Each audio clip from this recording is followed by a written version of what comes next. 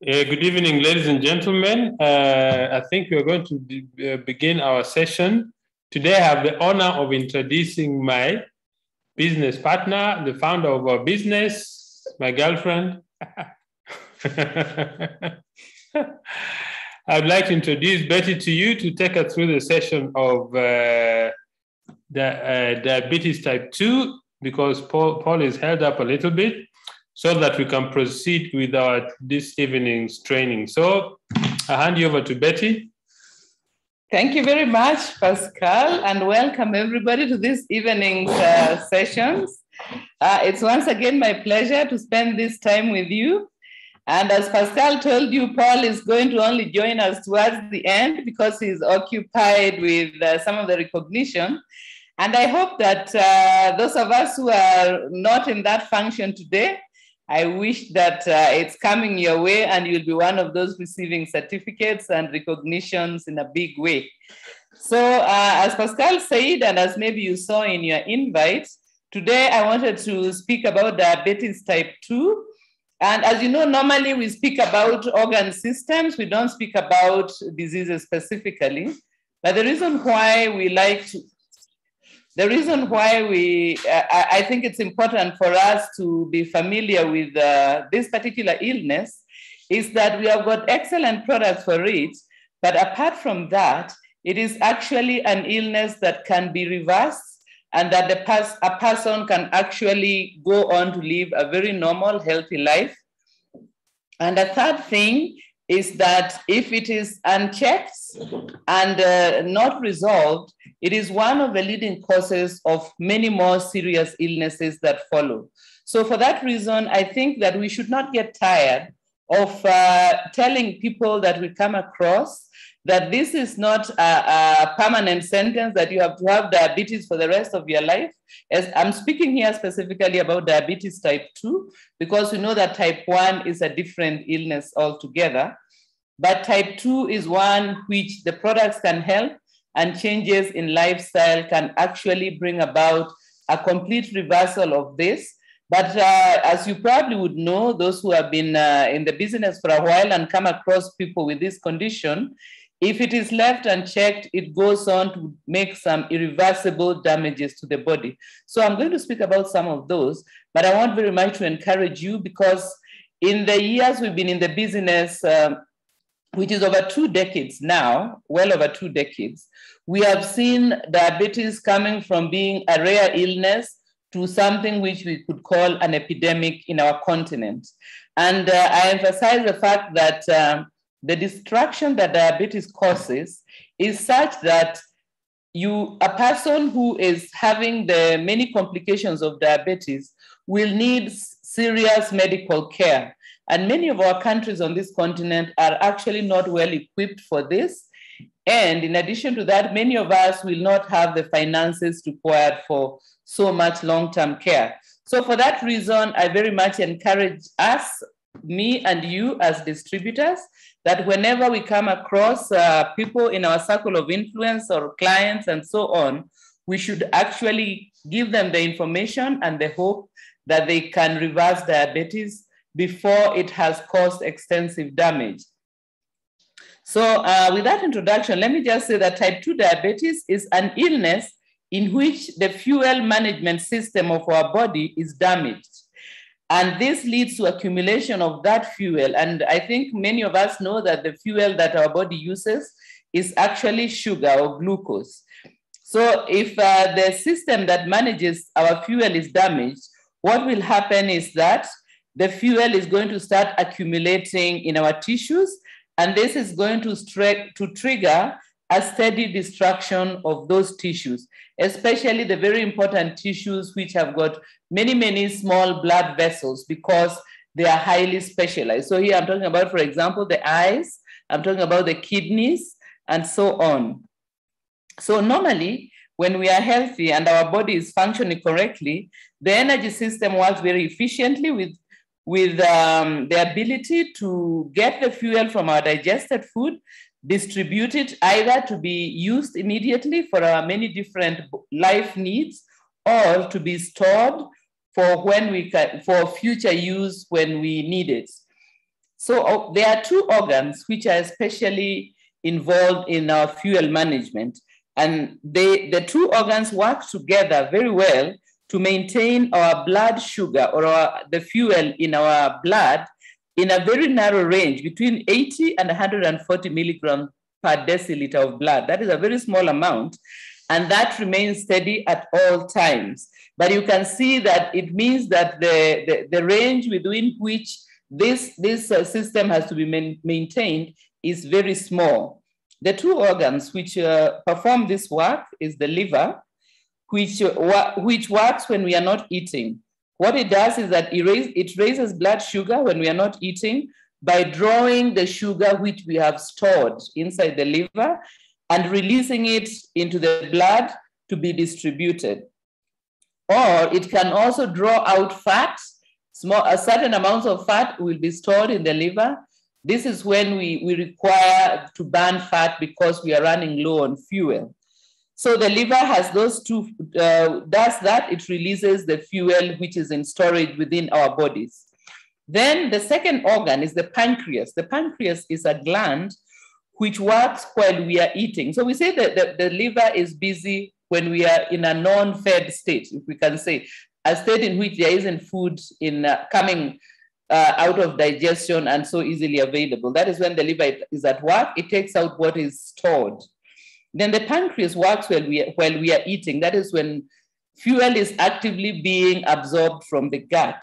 So what will happen is that the pancreas produces a hormone called insulin, and insulin is a messenger. It gives instructions either that we should take the fuel sugar coming from our digestion and distribute it in the body for use, maybe for the work that we are doing, for our muscular activity, mental activities, and growth activities. All these require energy. Or if the needs have already been fulfilled, then the insulin is going to instruct our tissues to take that extra fuel that is available, convert it into fat, and take it for storage into fat cells. So between the pancreas and the liver, there's a very efficient system going in where the food digested from the gut, the fuel foods digested from the gut will either be used to provide energy or will be stored for future use as energy. And when that future need comes, then the liver is going to do the work of releasing what is stored and bringing it into circulation for use. Now, if our diet supplies much greater fuel than we need, let us say we are taking much more fuel than we need, what happens is that the excess fuel will, of course, be converted into fat and it's going to be stored. But if we keep on storing and storing because we are taking more than we need on a regular basis, what is going to happen is that we are going to have very large fat cells which are very well filled, or we are going to start having liver damage because the liver is going to find that it is overwhelmed. Excuse me. So both the liver and the pancreas will find themselves overwhelmed with the work of trying to manage this flood of fuel. So for those, I think maybe who understand a bit about cars, I'm not very one of those, but I understand that if you keep on revving up your car and pumping the fuel, what will happen is that you're going to flood the engine, and then sometimes the car fails to start altogether. So that is kind of the same thing that happens if we keep on flooding our system with fuel foods, which is much above what we actually need for our activities. So let us look at what can actually cause system failure in this fuel management system that we are discussing.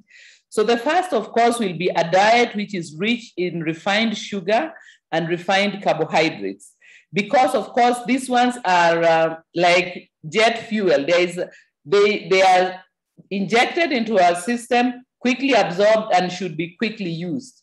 But if, let's say, I've drank a bottle of soda and eaten a big slice of cake, and then I'm relaxing, it means that all that fuel is actually not being used. Maybe I use a little bit for my mental activities, a little bit for other activities of maintaining the body, but the majority of it is actually not needed. So what will happen is that, of course, it is our fuel management system is going to have to deal with that extra, which is not for use.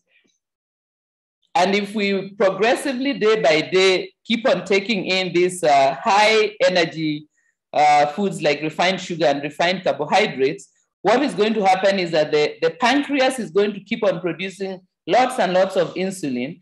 And after a while, our cells, because the pancreas instruct the cells to open up and take up the sugar, which is in the blood.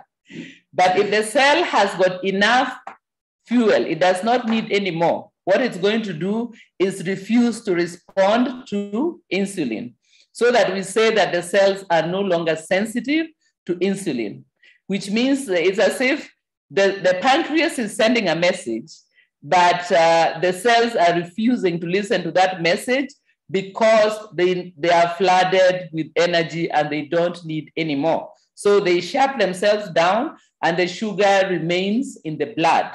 And that is why this illness is called diabetes mellitus, which means urine which is sweet like sugar. Because the body now is full, since the blood is full of sugar, what is going to happen is that the sugar is now going to be passed out via the kidney through urine out of the body. It means that our body is now struggling, trying to find ways to get rid of this overload of fuel. Then another thing, so that is the first cause of system failure, flooding our system with these high fuel foods like refined carbs and refined sugar and that kind of food. The second is a sedentary lifestyle where the amount of physical energy that the body will require is very little because, for example, if I'm working in an office, I come from my house, I sit in a car, I get out of a car in the parking, I go on the lift, then I sit at my chair, and the whole day I'll be sitting maybe at my computer, on my phone, until the end of the day. Maybe I'll eat my lunch at my table. That means that my physical body is not actually active, which means that the energy that would have been used by physical activity is actually just stored. And on the other hand, of course, we know that even though I'm sitting the whole day, my brain is hard at work. And of course, my brain is going to be using plenty of energy and the other system. But this is maintenance, which means that if there is any extra, it has to be stored because there is no physical activity where the muscles can actually help to get to use some of that energy that I'm taking in. So a sedentary lifestyle, for that reason, is dangerous for us human beings and for animals generally, because we have evolved to spend long hours during every day in movement. Because remember, before all this civilization and the machinery and all the things that make life easy and efficient, we spent long hours walking up and down, looking for food, looking for firewood, fetching water, running away from predators, looking for shelter, and so on. So our days were spent in a great deal of physical activity. So that is how we evolved. And that is how our body understands that we need to always save energy and keep energy ready for use in future. But if that future of great energy need does not come, then we just keep on storing and storing. And that is why many of us, myself included, are always struggling to maintain a healthy weight because of the way in which our system of living has changed, so that we no longer have the kind of lifestyle for which we evolved. So a sedentary lifestyle, as I think for those of you who've been attending training for many months now, you know we're always talking about trying to increase the amount of activity in our diet in whatever way that we can. I mean, the amount of activity in our lifestyle in whatever way that we can. So those are the two main things that can lead to the destruction of our energy management system through diabetes. Then the other thing I wanted to say is that as the body becomes progressively unresponsive to insulin because of the flooding with energy-rich foods, what will happen is that we'll develop a condition that is called prediabetes. It means that certain warning signs have started appearing. Maybe we notice that we tend to be a bit thirsty. We notice that after we eat a meal, we tend to want to sleep, but it's not a serious problem. But we notice that there are certain changes starting little by little in our bodies. And this is a warning sign that actually we should start taking care of this energy management system before we descend into full-blown diabetes. So if we ignore this, and maybe we are busy and preoccupied and we don't notice these changes, then of course the prediabetes is going to go on to become full-blown diabetes, in which we'll start noticing things like excessive thirst, frequent urination, genital itching, because the amount of sugar that it is in our body, in our tissues, is high.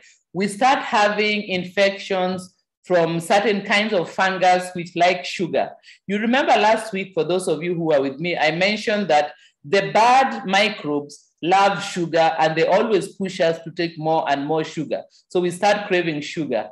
And that is why I was saying that if we notice that we are craving sugary foods, it's a warning that the microbes in our system are the wrong kind, and they are pushing us to have this craving for what they like, not what is good for us.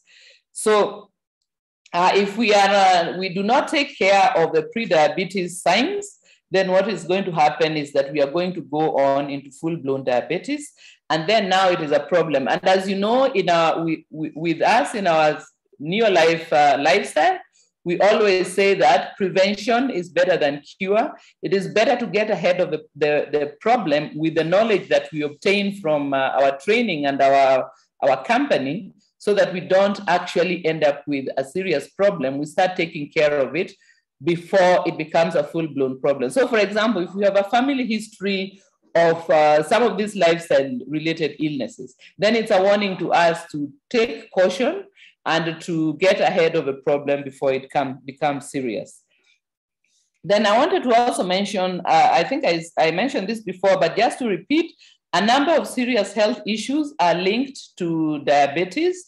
These include chronic kidney disease, and this is one of the probably you yourself have got clients in their numbers who are asking you which products can help them if they are getting kidney failure. And you know that the kidney failure is divided in stages. And of course, the earlier the stage, the more likely it is for us to be able to reverse it. But of course, by the time we reach stage 4 and so on, then the damage that has been done is very high. And so one of the main causes of kidney failure and kidney disease is actually diabetes or prediabetes. The second problem that is linked to this destruction of fuel management system is obesity. That is excessive weight gain. And we are noticing now that this excessive weight gain is even found in our small children, very young children in primary school and so on, high school, when they should be in their peak of health. We notice that they're already getting so overweight that they struggle to move and they struggle to play freely. So that could be, and of course, eventually they are going to end up with full-blown diabetes. And this means that for the majority of their lives, they are going to be unwell. So it means that we as parents and as distributors with the parents whom we can influence, we should create awareness of how this comes about. And of course, in our African cultures, we used to think that the fatter the child is, the healthier they are.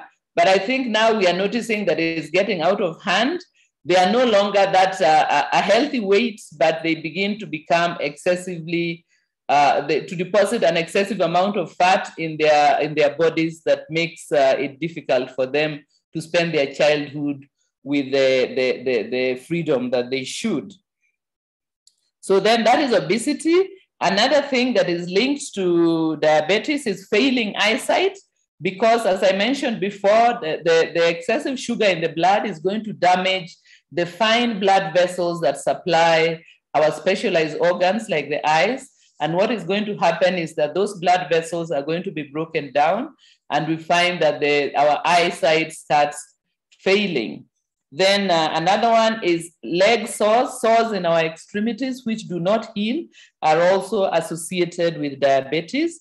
And this is once again because there is so much sugar in the tissues that now it's as if the tissues are beginning to rot because of that excessive sugar. And we find that microbes start growing there, which we cannot get rid of because they are feeding on the sugar in our tissues.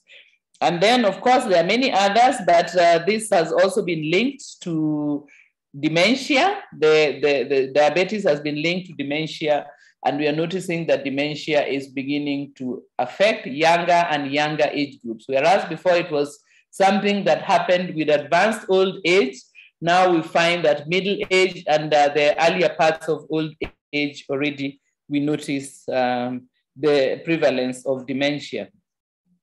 So I also wanted to mention a few other points to note. The first one is that we as Africans here, because we are speaking from and meeting on our African continent, many of us are of African origin. Of course, not all of us, but just to know that people of African origin are twice as likely to develop diabetes as people of Caucasian or European origin, especially if our diet is rich in refined carbohydrates and sugar. So for that reason, it is important that we try to take care of this by taking care that our children don't get this sugar addiction where the only flavor they like is sweet. You notice that once we introduce children to this, then they don't want to drink water. They always want to drink juice or soda. They don't want to eat food which is not sugar. They keep on wanting things which have sugar. So we can actually help them to not start cultivating these habits from early. Of course, we ourselves as adults and people in our circle of influence, we should tell them that as Africans, we actually are in greater danger of developing diabetes than people of other ethnicities. Then the available treatment that we have currently for diabetes does not prevent the progression of the disease. It might slow it down, it might reduce the symptoms, but the diabetes continues to move on within us. So this is a thing to know, that even though you might be receiving treatment, it is not reversing the diabetes. It is just managing your symptoms. And so for that reason, if we want to reverse diabetes, we do not look to the medication. We see the medication as a bridge. Our lifestyle changes and our products are the ones which actually are going to help us to reverse this illness. Then the other thing I wanted to mention is some research is now indicating that the disease called Alzheimer's, which is a form of dementia, is also linked to poor sugar management in our bodies. So this is just to say, and of course, lastly, we know that one of the comorbidities that makes COVID infection much more lethal is diabetes. So these points to note are simply to make us aware that we should not remain comfortable with the knowledge that we are diabetic, but that we should actually take serious measures to get to work on it and to reverse it by changing our dietary habits, by changing our activity levels, and by using products that are going to help us to improve the body's ability to manage its sugar. So from there, I wanted to mention our Neolife products, which are on the front line of fighting diabetes. And the first one, of course, is a new addition that was only added last year, which we are very happy about. It was not even soon enough, but Botanical Balance is an excellent product for helping the body to manage, to regulate the sugar in the blood. So Botanical Balance is a herbal preparation, which means it's all natural, and it actually goes to work to help your body to make sure that the sugar management is operating well. But of course, it also requires that our lifestyle habits or do not make things worse. So there is no point in taking Botanical Balance and then having Coke and white bread for breakfast. That's kind of like drinking very healthy water and then going to smoke cigarettes. It's defeating the whole purpose. So the first is Botanical Balance. The second product that we recommend for diabetes type 2 is TreeNN, because we know from all our trainings, especially those of us who have been going for training for a while, that TreeNN is very important for the health of our cells, particularly our cell membranes. And this makes sure the TreeNN is going to help our cells to become more sensitive to insulin. So for that reason, TreeNN will play an important role so that our cell membranes are able to get rid of metabolic wastes and absorb what the cell needs. Then the third one is fiber tablets. We have different fiber preparations, so you can opt for fiber tablets, or you can opt for the fiber powder that is called all fiber, I think, or a multi-fiber blend. I don't know what you will find it in your market by its correct name. So these fiber preparations help to increase the amount of fiber in our diet. And the importance of fiber is that it slows down the speed at which the sugar or the glucose gets into our blood system from our gut. So it is sort of like a speed bump for the rapid absorption of sugar, which means that by doing so, it helps our pancreas not to be overwhelmed by a big influx of sugar. Of course, as I've said, we should avoid that big influx of sugar through our dietary choices, but the fiber tablets of multi-fiber blend or all fiber blend will help with that. Then the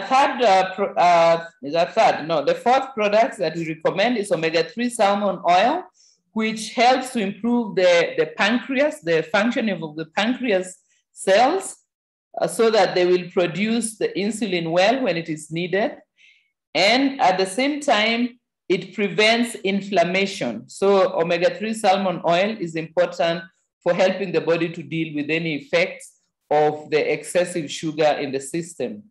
Then finally, I also want to add multimineral alfalfa, which supports both the functioning of the liver and the functioning of the kidney, which can be damaged by this illness.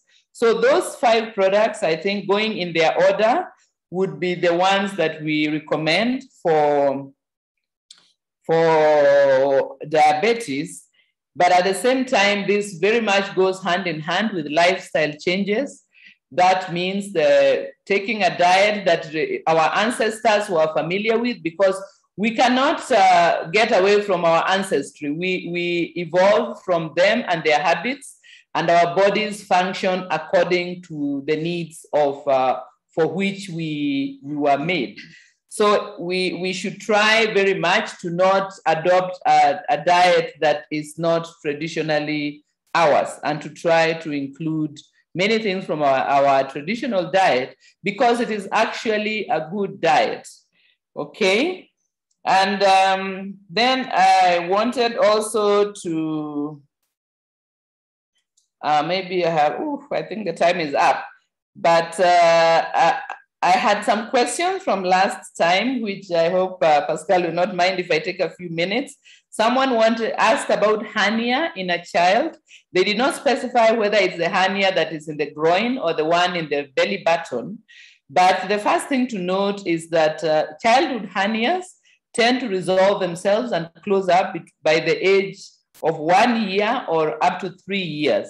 But if this does not happen, it would be a good thing to see a doctor so that they determine whether the hernia is becoming too large and whether surgery is going to be needed in order to close it up. Then if surgery is needed, of course, then this will be in the hands of the doctors. But one thing we can recommend there is to add the amount of protein in the diet just to support the repair of tissues. And that means that the child can be given NutriShake or Neolife shake.